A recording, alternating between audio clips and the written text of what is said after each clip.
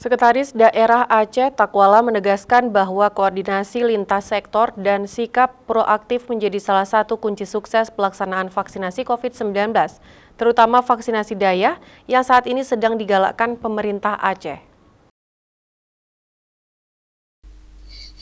Di hadapan para pimpinan dayah dan kepala puskesmas pada kegiatan sosialisasi vaksinasi COVID-19 untuk dayah di Aula Meligu Bupati Aceh Timur Sekda Aceh Takwala meminta terjalinnya silaturahmi serta membangun koordinasi dan komunikasi yang baik dengan para pemangku kebijakan terkait.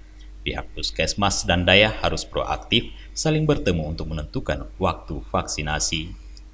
Sekda menjelaskan pemerintah Aceh terus berupaya agar seluruh masyarakat Aceh segera mendapatkan layanan vaksinasi. Saat ini pemerintah Aceh memprioritaskan vaksinasi bagi santri dayah mulai tanggal 1 hingga 15 Oktober mendatang di seluruh dayah dan pesantren di Aceh.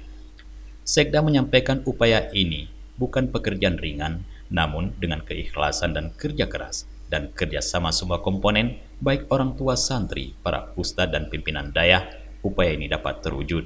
Untuk itulah diperlukan dukungan semua pihak, saling mengingatkan, saling membantu, dan saling bekerja sama untuk menyukseskan vaksinasi di Aceh. Dari Aceh Timur, Tim Liputan Aceh TV melaporkan.